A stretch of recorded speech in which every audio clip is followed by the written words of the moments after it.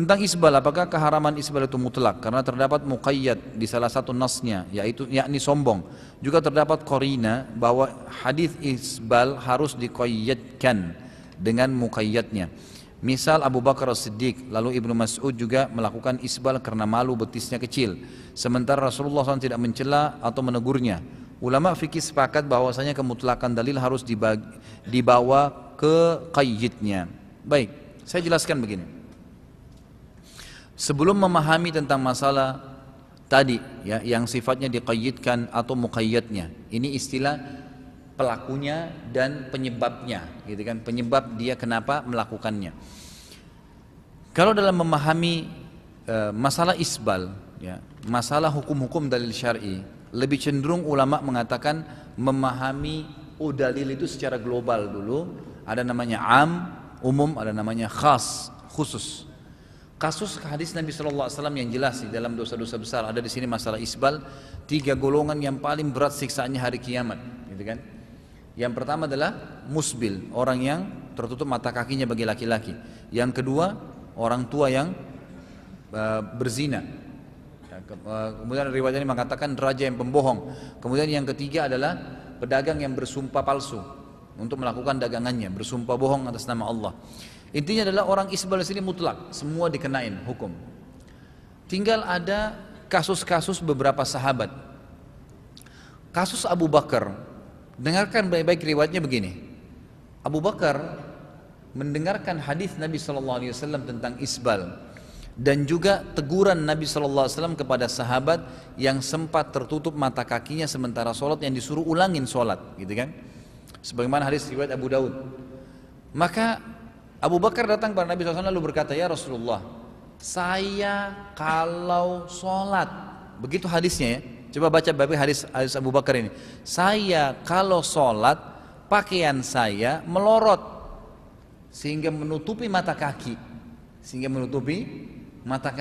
gitu kan? Apakah saya termasuk ancaman tadi? Kata Nabi SAW, tidak. Ulama hadis menanggapi nih, kenapa dikatakan tidak? Karena Abu Bakar ini pakaiannya melorot, bukan sengaja diisbalkan, kan gitu. Fahamin poin ini. Kalau kita mengatakan tadi qayyidnya dan muqayyadnya yang mau dibahas, gitu kan? Maka tidak masuk dalam bahasan Abu Bakar ini, kan gitu. Karena Abu Bakar di sini bukan sengaja isbal, kemudian Nabi bolehkan, bukan. Kasusnya bajunya melorot. Riwayat Abdullah bin Mas'ud mengisbalkan pakainya tidak benar. Tidak benar ini. Enggak ada riwayatnya, di riwayat bohong tentang yang disampaikan Abdullah bin Mas'ud. Abdullah bin Mas'ud bukan isbal, menurunkan bajunya, menutupi betisnya. Begitu, bukan menutupi mata kakinya. Ya, bukan menutupi mata kaki, jadi betis. Kan sahabat-sahabat itu kebanyakan mereka mengikuti sunnah Nabi SAW. Afdalnya baju laki-laki itu kata Nabi SAW adalah nisfus saq, setengah betis.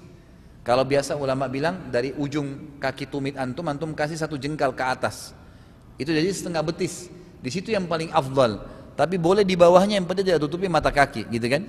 Itu intinya. Nah, Abdullah bin Mas'ud menurunkan dari betisnya tadi supaya tertutup tapi tidak menutupi mata kakinya. Itu yang ada dalam riwayat yang sahih. Tapi kalau dikatakan dia mengisbalkan, ini tidak pernah ada tentang Abdullah bin Mas'ud radhiyallahu anhu.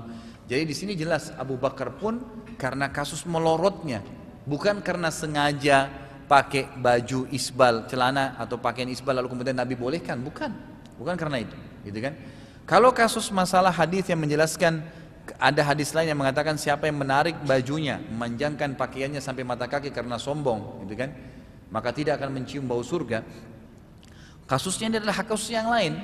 Berarti ada kalau dia isbal plus sombong, berarti ada ancaman lain, kan gitu. Jangan ditarik, oh berarti kalau tidak sombong nggak apa-apa, nggak bisa, kan gitu.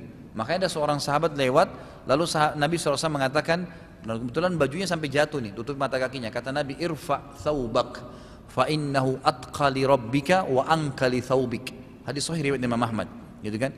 Angkatlah bajumu dari mata kakimu itu, karena itu lebih bertakwa pada Tuhanmu. Kasusnya ini karena bertakwa sama Allah. Allah yang perintahin, Allah yang larang kita lakukan, gitu kan? Dan itu lebih suci bagi bajumu, lebih suci bagi bajumu. Allahu a'lam, gitu kan? Jadi nggak usah ragu, insya Allah. Yang saya heran ini banyak orang bahas masalah isbal nih. Kenapa harus celana di atas mata kaki gitu kan? Nanti bagaimana kalau saya ke undangan? Nanti kalau saya ke kantor dianggap celananya jingkrang gitu kan? Kayaknya pemandangannya nggak bagus. Herannya kenapa ada orang di mall, di jalanan pakai celana puntung sampai di lutut, nggak apa-apa? Itu kan lebih tinggi kan? Ada orang perempuan pakai celana pendek sampai pahanya, lebih tinggi lagi, nggak dibahas tuh? Kenapa celana yang di atas mata kaki dibahas? Kenapa harus malu? Ya subhanallah gitu kan. Ini betul-betul syaitan menggoda kita, hanya membuat seakan-akan ya itu semua ditutupin mata kita yang hal besar gitu kan. Jadi gajah depan mata dilupakan, semut di sana kelihatan gitu.